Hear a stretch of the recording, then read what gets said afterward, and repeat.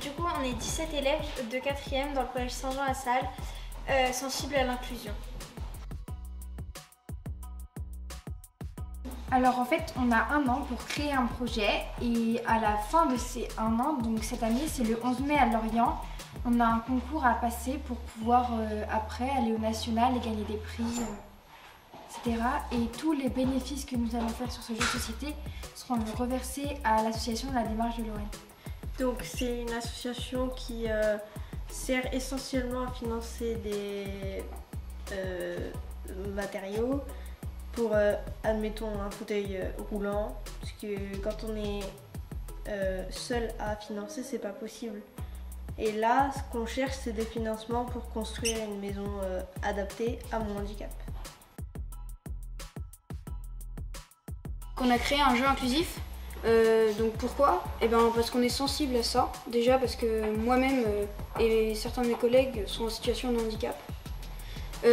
Donc c'est aussi un beau projet parce qu'on n'y pense pas assez souvent, mais il y a beaucoup de personnes en situation de handicap qui ont du mal à trouver des jeux adaptés alors que ils pourraient s'éclater.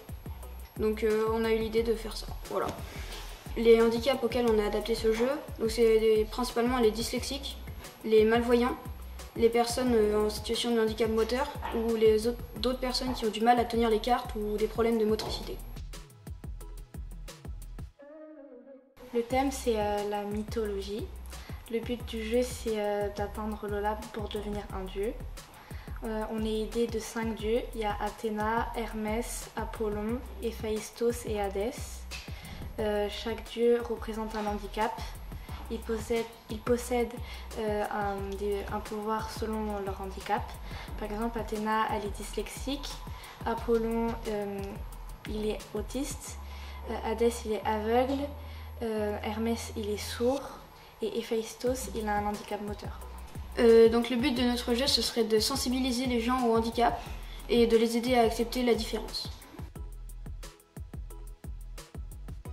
La recherche du produit, le thème du jeu, les sondages, la recherche du partenariat et se faire connaître sur les réseaux sociaux et auprès de la presse.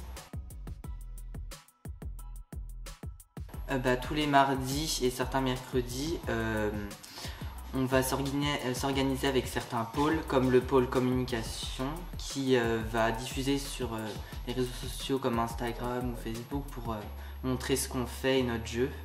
Il y a aussi le pôle secrétariat, c'est ceux qui gèrent les papiers, les coups de téléphone et tout ça. Il y a aussi le pôle finance, c'est tous ceux qui vont gérer l'argent, tout ce qui est les dépenses et tout ça pour notre jeu. Alors il y a un pôle production donc, qui est là pour envoyer les devis aux imprimeurs et s'occuper de tout ce qui est la partie de l'impression du jeu.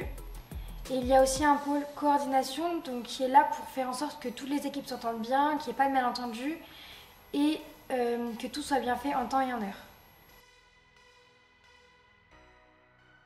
Alors vous pouvez faire un partenariat avec nous donc, grâce à notre financement participatif. Vous pouvez aussi vous abonner à notre Instagram et Facebook, commenter, liker et partager nos posts.